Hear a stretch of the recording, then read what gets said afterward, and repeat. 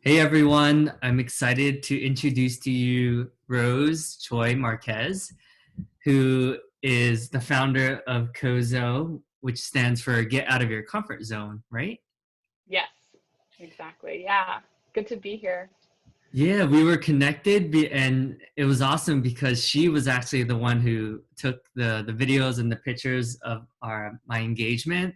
So thanks for doing that. That was so much Of course. fun. I'm glad. Yeah. No, I love doing that. It was a beautiful surprise and in lovely Charleston.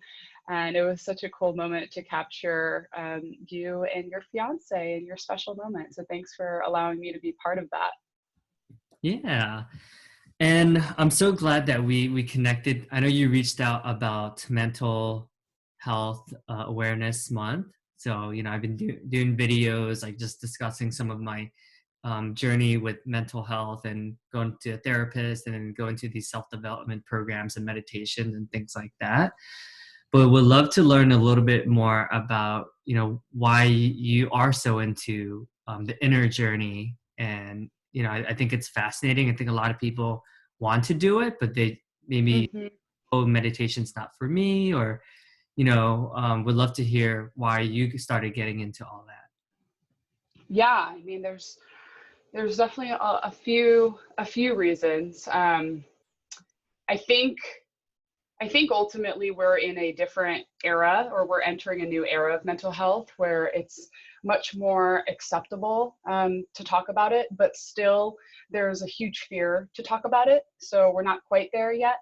But from the way that like I grew up, even just talking about your feelings or talking about your emotions is not always something that is, an open door for everyone, and people really struggle with that.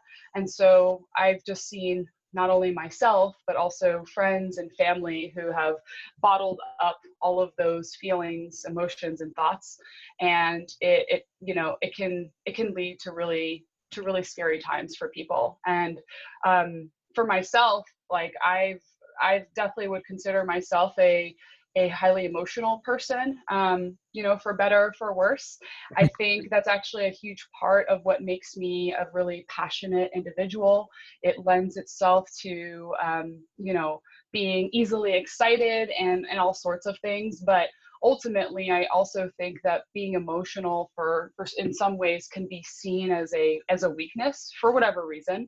And so a lot of people have the tendency to kind of hold that close to their heart and not necessarily show their true colors. But Mm. from my experiences and from the relationships that I've built with people who are, quote unquote, emotional, or who are suffering like inside internally, there's always something much deeper. And there's always a connection point, at least that I've been able to find with people who are willing to speak about their mental health. And mental health is, I think, like a loose term. Some people, I think of mental health as just if you have an actual, diagnosis of depression or something else. And I personally don't think that. I think mental health is really the way that we actually internalize and care for our emotions Mm. beyond just, our physical health, really focusing on what's going on inside of us, because we're humans and we're very complex. So I think it's really important to have these discussions and to make um, the the appearance of talking about mental health a little bit less intimidating for some people. Yeah, thanks for bringing up this dialogue because I think everyone should have this conversation because I do think it's important to know that like oneself and then also learn about why maybe we do some of the things we do. Hmm. Like, I do think for me, I started going to therapy. I think it was one of my first sales jobs. And I remember like I was like at a point where I was kind of like, I don't know why, but I just feel so like alone, like I feel like I can't relate to like a lot of different people. And I think we've all kind of reached like a breaking point where we kind of it's like I guess for me, I remember like I was just crying at work and then Hmm. that with like my manager and then my manager's like, why is this guy crying? Right. And then I think that was kind of like, and then luckily I had good health insurance, so therapy was covered by health insurance, so I just had Hmm. to copay. But not everyone does have that luxury of having really good health insurance, right? Yeah, no, exactly. And so that's actually a really good point. And it's something that I firmly believe in is if you do have access to go to therapy, do it. But if you don't have that access, then there's other ways to find therapy, find channels that can be therapeutic for you. So that's something that I pride myself in is because I, can get in my own head sometimes, or because I can overthink often, or because I can get stressed out or have anxiety in certain situations.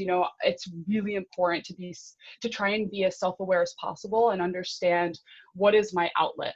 And so when you're lost, when you're frustrated, when you're sad, when you're mad, finding those outlets is so, so important. For me, for example, my outlet is writing. And so just being able to write voraciously about whatever I want and endlessly and mindlessly about how I'm feeling, that's an outlet.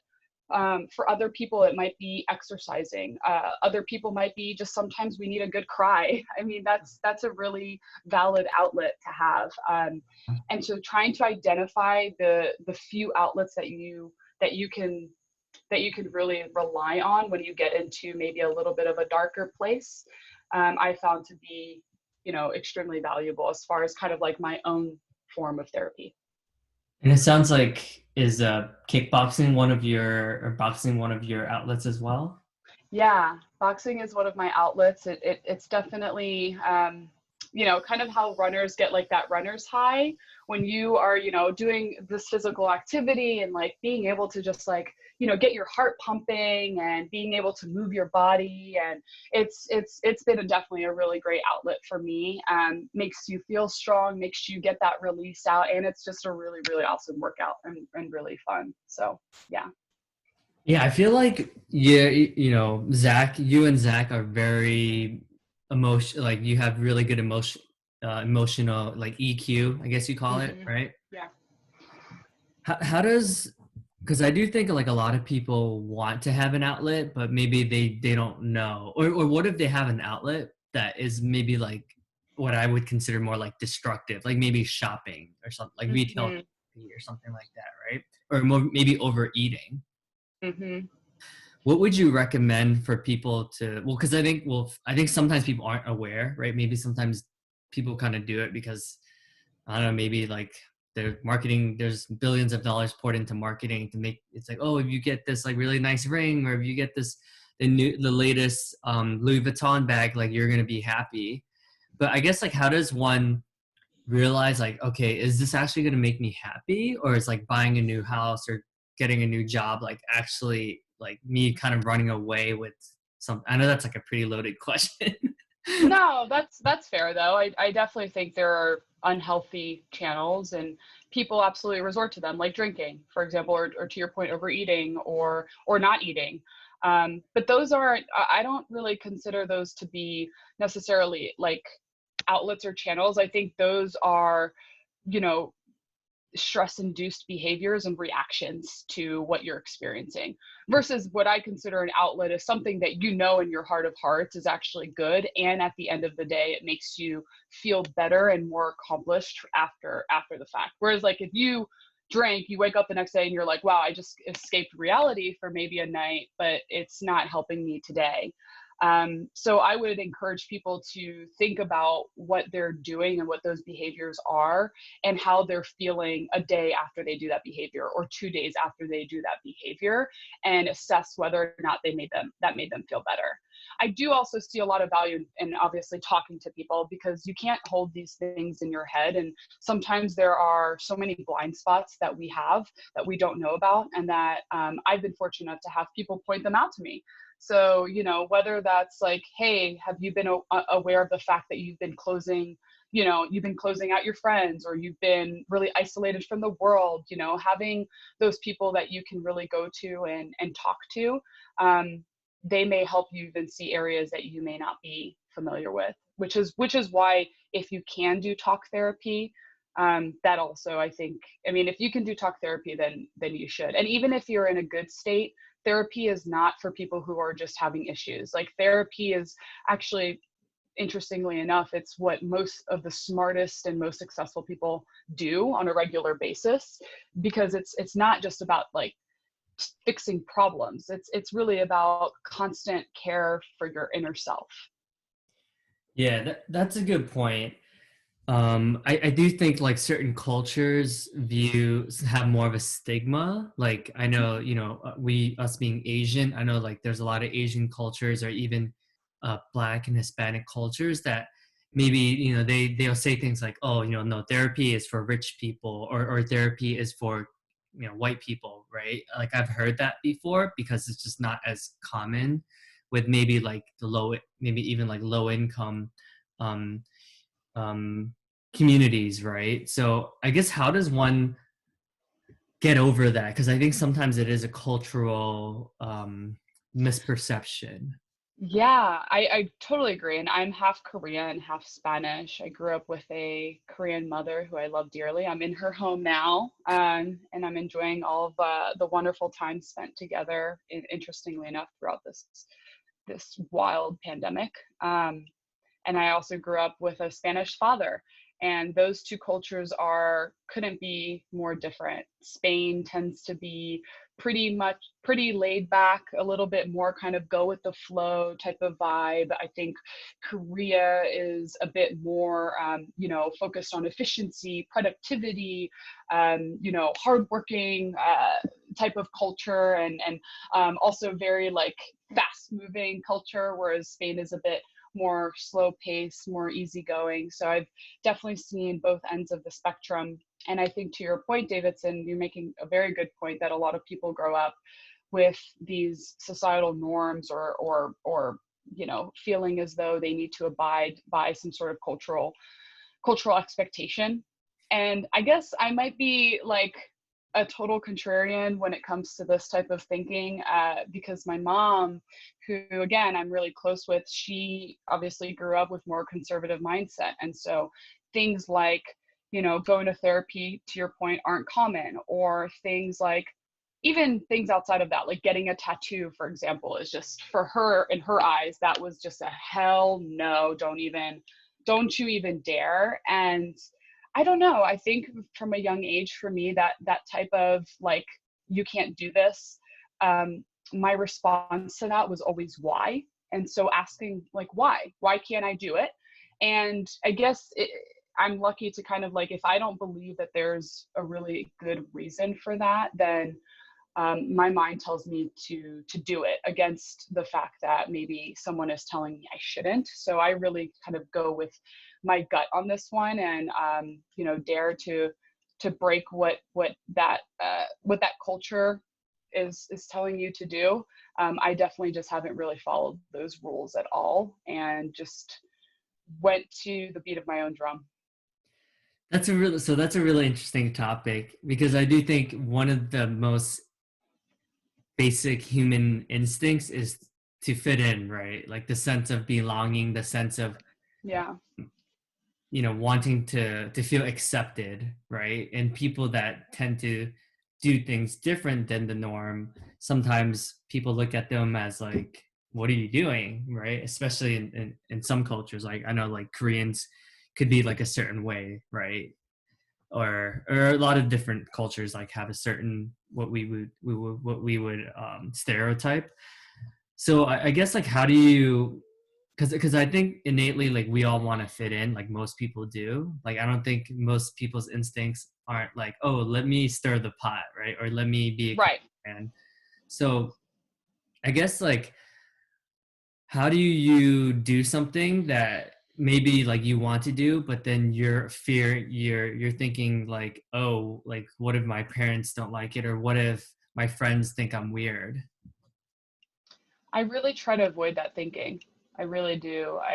And not to say that those thoughts don't cross my mind, because I am a human, and humans have a tendency to compare themselves to each other.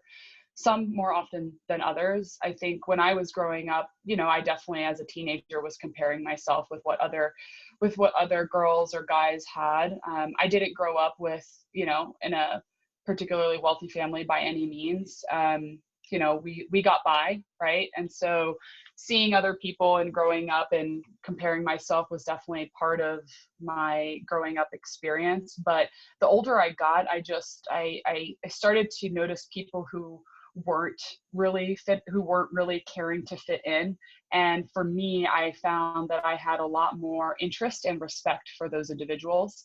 And it was an inspiring, moment for me to really listen to whatever I thought would be best for me, and not what everyone else thought would be best for me. So at the end of the day, it's really it's really about figuring out, what do I want, and how is it really going to make me a better person? And so if I can't answer those questions with confidence, if someone else is doing something, then it's just not for me.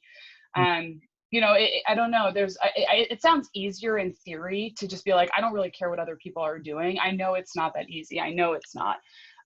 But once you start trying to be like, hey, that doesn't fit for me, it makes you feel so much better. At least it's made me feel so much more comfortable in my own skin.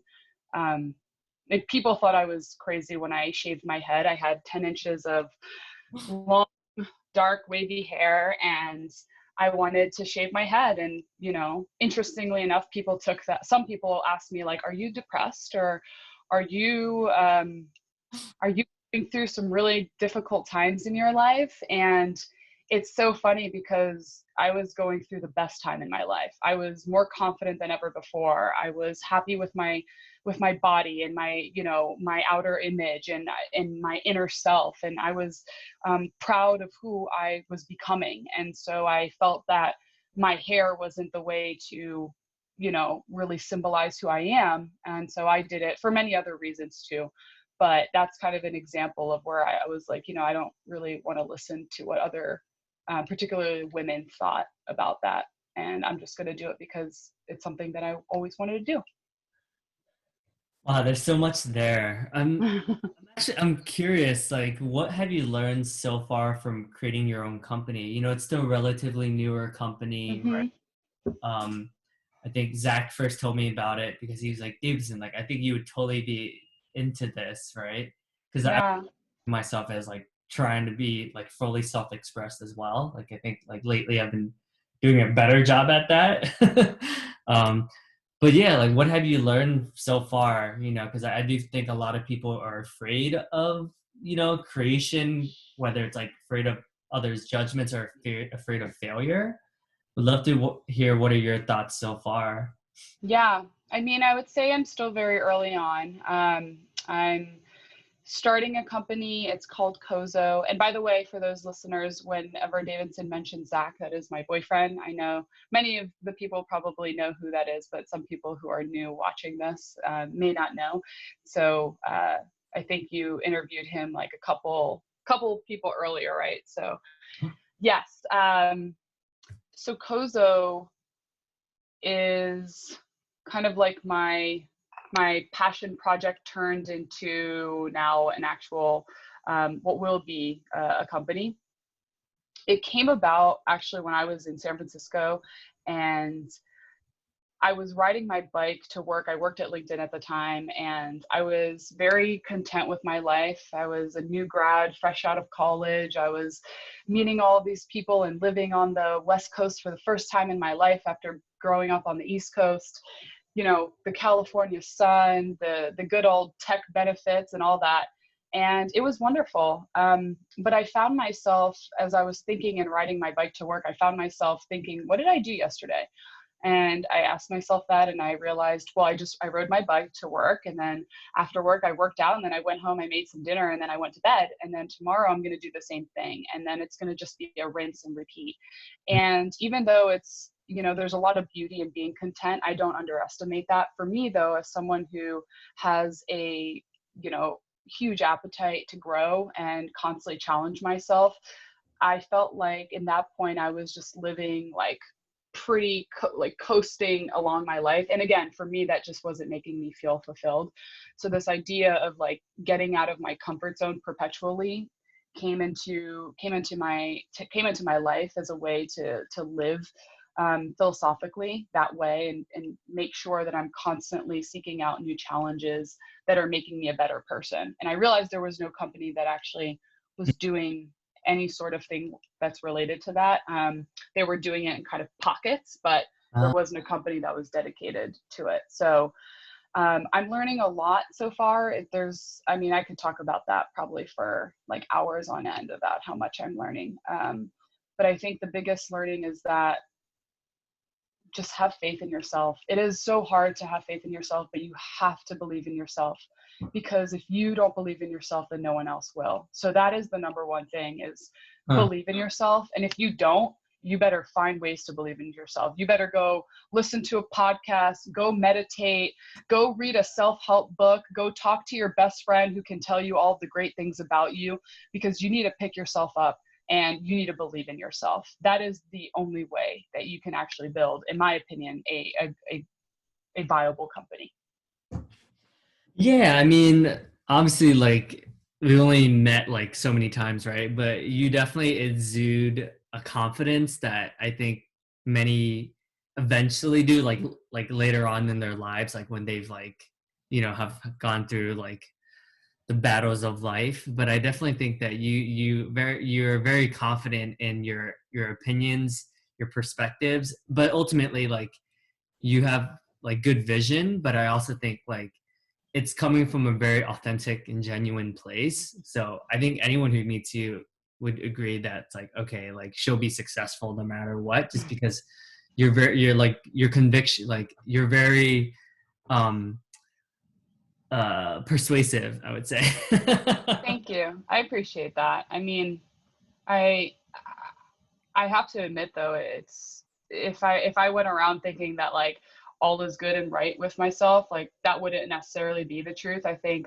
I definitely battle with my own self-doubt oftentimes too. And so it comes from a place of, you know, being real, that I know I can do it. But there are days, many days, where I like, can I, can I do this? Am I heading in the right direction? Just a lot of questioning. And I'm huge on reflection. And so constantly asking myself and checking in with myself has been really important. But there are so many times, man, where I have been really freaking scared and just totally beside myself with like, am I in over my head, or am I doing this right? And that's okay. And that's totally normal for us to ask ourselves that. I think it's about, at the end of the day, like, who can you root for? And you always have to, if you can't say that you're rooting for yourself, then that's something that needs to be prioritized.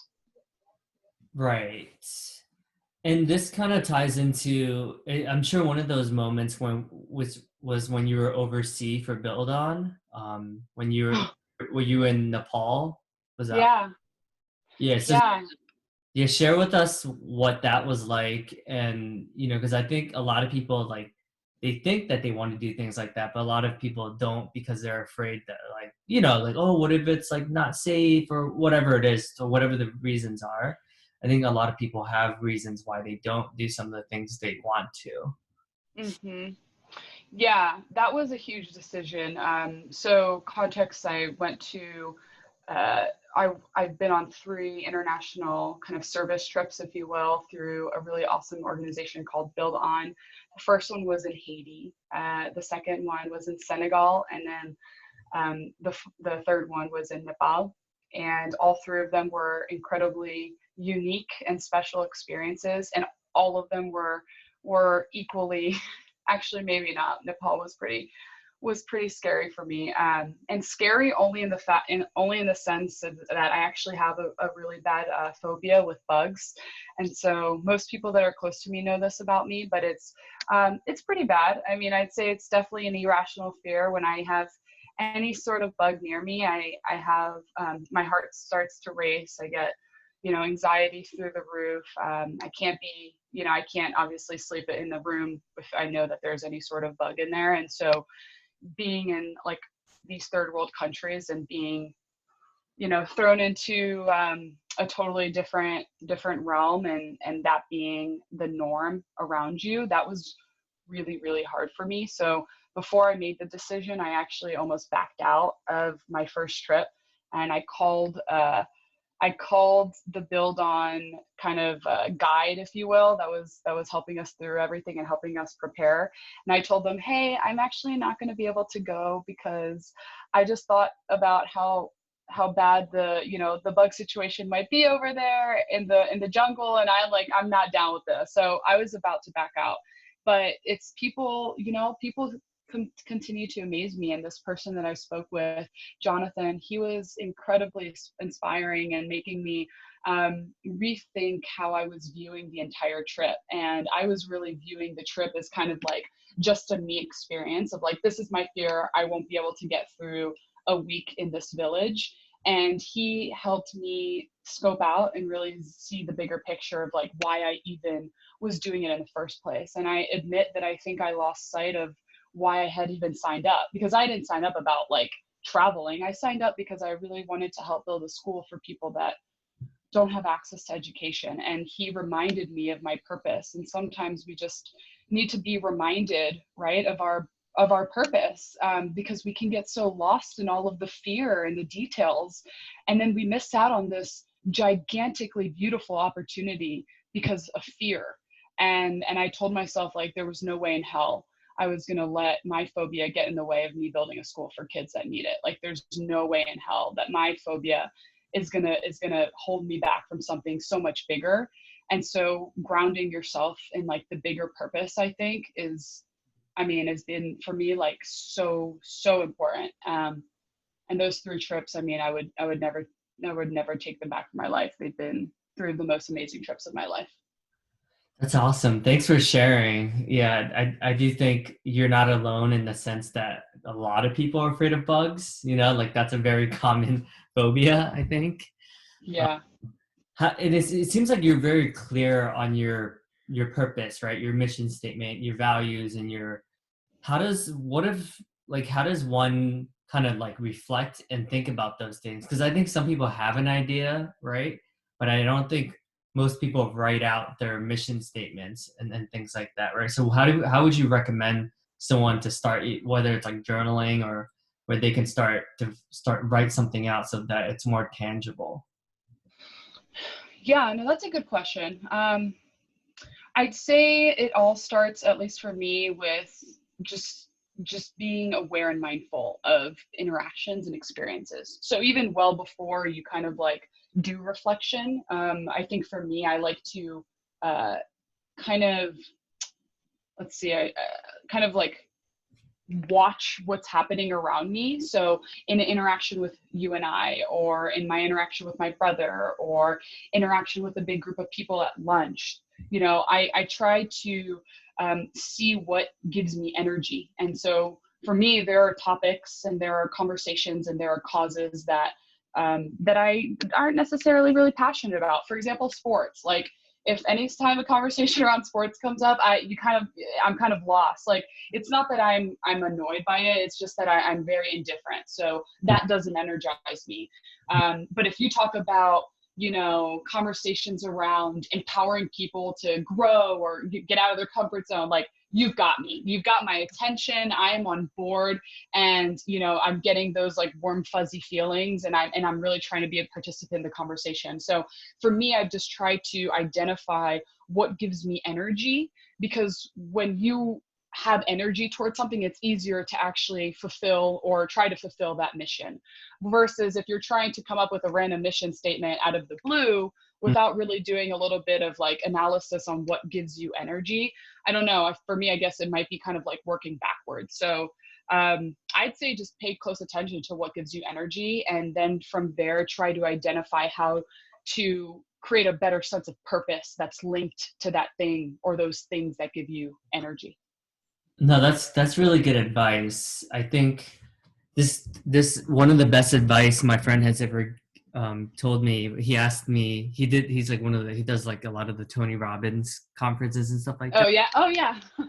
He said, Davidson, like, name me 5 times when you were in flow state that like you were like the most flow state you've ever felt. And then I Hmm. exercised with him and I was like so passionate about what I was talking about. And then he's like, there you go. He's like, look for the common theme Exactly. amongst all those things. And I'm like, huh. So then because of that, I started like hosting a lot of my own events and I started emceeing and I started like there was a lot like just from that conversation, it definitely I was like, okay, these are the things I'm good at. These, were like definitely a lot of common themes amongst like all of that. Yeah. Exactly. Yeah. And it takes some kind of like it's weird. I kind of it's like watching yourself, right? Or like trying to get to know yourself, but it's hard to just like be like, okay, I know how to I know what exactly what I need to do. Where I've done it, and this sounds kind of weird to articulate it out loud, it makes a lot more sense in my head, but I kind of see it when I'm in conversations with people and then I reflect about my interaction with that person, or someone points it out to me like, hey, you were really passionate about that topic, and I'm like, I really am passionate about that. Like that is something I really give two shits about. I really do, you know? And then other times, Zach, for example, will point out like, you weren't really interested in that topic, were you? And I'm like, nope, could like not that one doesn't get the heart beating as fast. So yeah, just paying it being like present and aware of those type of interactions of like when you're feeling that excitement and that enthusiasm or that passion or that like healthy positive emotion. Yeah, and it also sounds like you're surrounding yourself with people who are empowering you to kind of like, hey, you said you would do this. So I think because there's some friends that are kind of just like, you know what I mean, that may not point it out, right? Maybe because they fear like, oh, like well, I don't want to be the bearer of bad news or whatever. But it seems like you're empowering yourself at every stage where it's like you're going to be set up for success because people will remind you like, hey, remember this, remember you said this. I feel Hmm. that as well. Yeah, no, I think that brings up kind of one thought there that I have is 100%. Sometimes again we will lose sight of ourselves in during moments of turbulence or during moments of crisis or just during whenever things may be just not feeling as as good as they could be in our eyes, and it does take people around us to kind of remind us like all the goodness that we have already achieved. I strongly believe in this when when someone's in a down place or when my friend is in a down place. I try to really remind them like of all the things that they've accomplished, and it doesn't even need to be like work things or success. Success is just a loosely defined term that's relative to every individual, but more so remember that time that this thing happened with this person and like how you overcame that, or remember that time you really helped your parents through that really difficult experience that they were having together. So just like pointing that out, because sometimes we just need to be reminded um Yeah. of ourselves, or even you just remembering yourself. Like sometimes we can get so lost in a challenge, and thinking that it's impossible to overcome. Right now is actually one of those times, I think, that so many people are experiencing challenges that they've never experienced before, and it's important for us to ground ourselves in past experiences and what we've already overcome, and remember that like we've overcome tough times before and we can do it again. You just have to be patient and surround yourself with those people who are uplifting you and also equally uplift those around you. um, Hmm. but yeah, I mean, keeping that top of mind is super important. Yeah, I feel like you're really good at energy management. Like, you know how to, you have a lot of awareness around, like, all right, which activities and who do I get energy from versus maybe who, when I'm around them, I just don't feel like a better person, you know? Hmm. Like, you're really Yeah. good about that. Well, I consider myself, well, I'm an ENFJ. So, I'm an extrovert by nature, but also in my kind of personality quiz results, I'm labeled also as kind of an empath. So a lot of what happens around me, both as an extrovert and an empath, tend to impact me, for better or for worse, by the way. That's not always a good thing.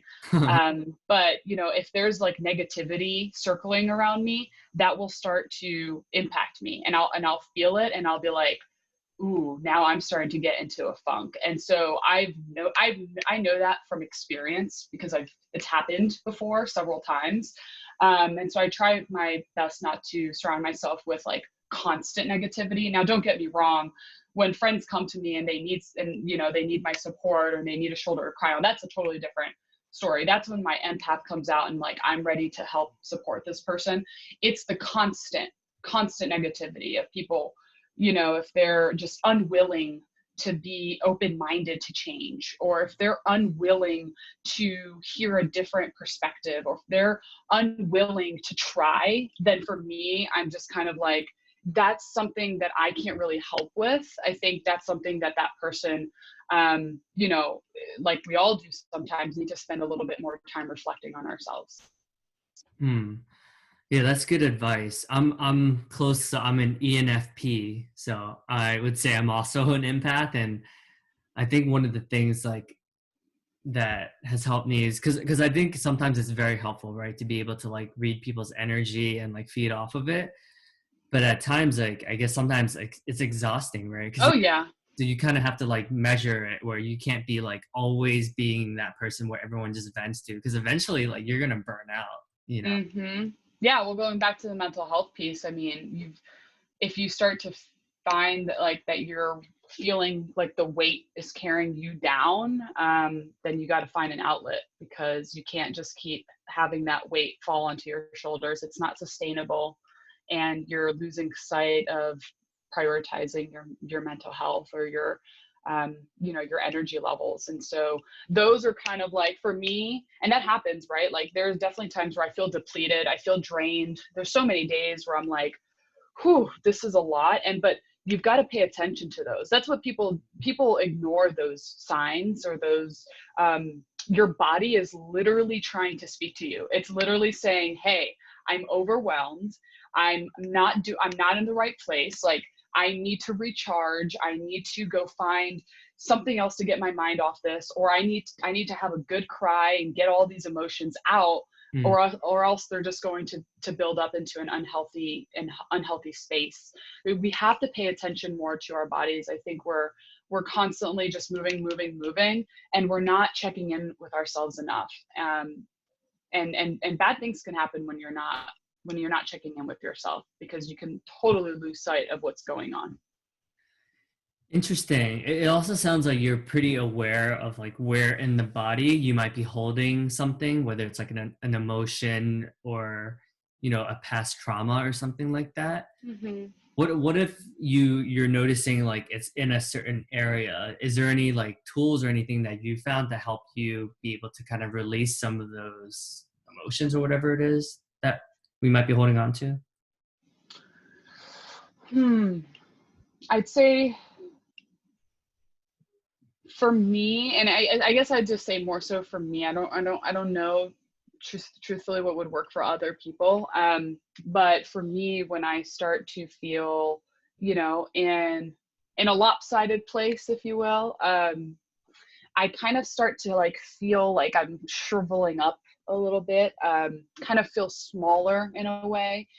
Sometimes I tend to, maybe I do that even when I'm like before a big, scary or intimidating meeting that I may be having at work, and I'm kind of feeling like sinking in my chair.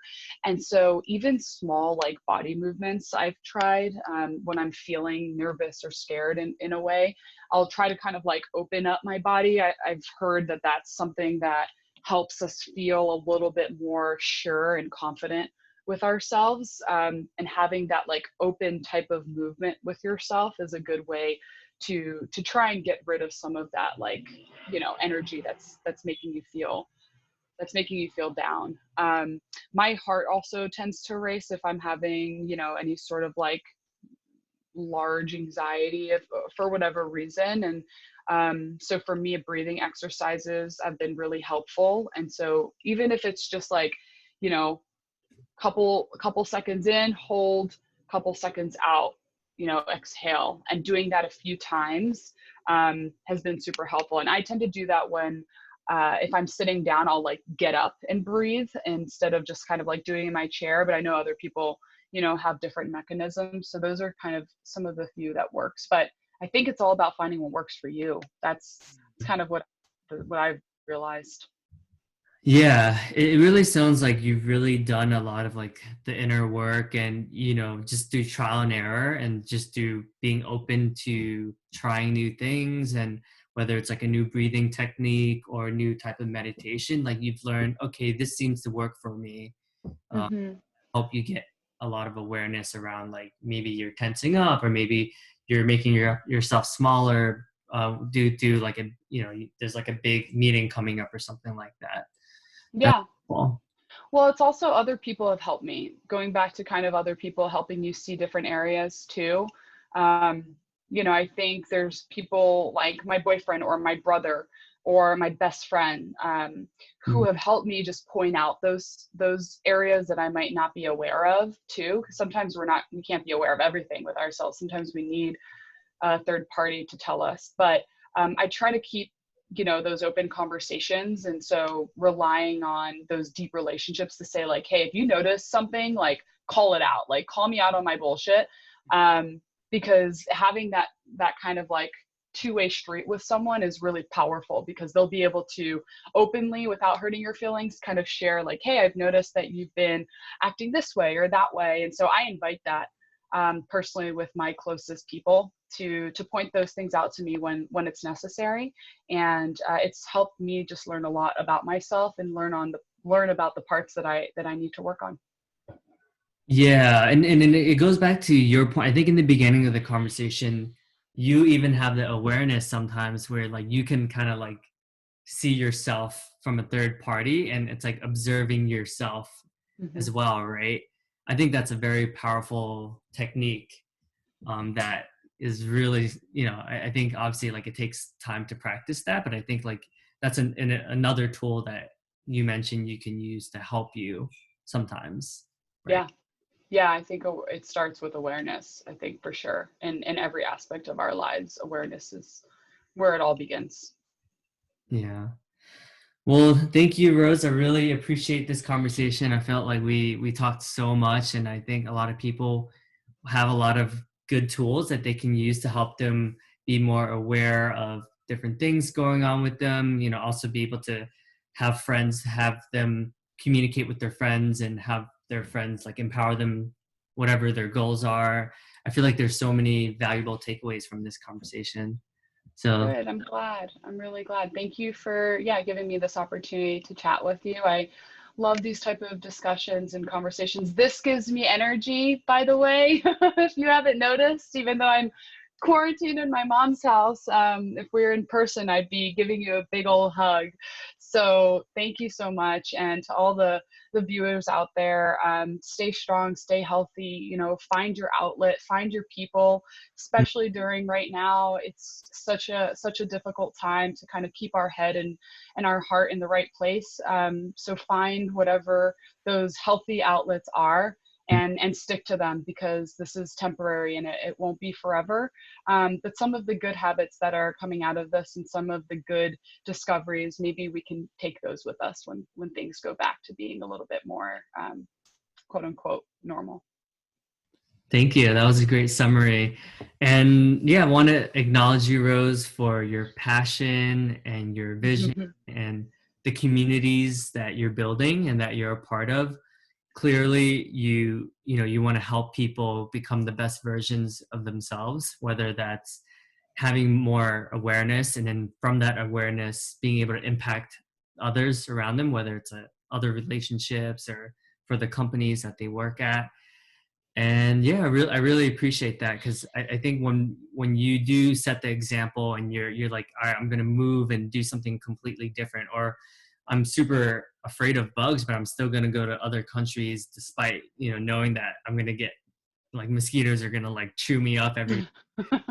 That's cool, because I think when you set an example, it lets everyone else know that hey, this is possible for me too. So Yeah. thanks for leading Thank the you. way.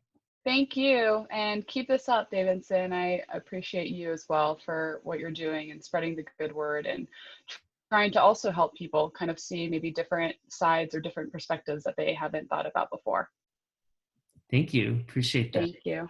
Yeah. Be safe, be well, and hopefully I get to see you in person. Yeah, and give Zach a kiss for me. I think it might be weird. I will. I will. All right. Cheers, pal. Take care. Bye.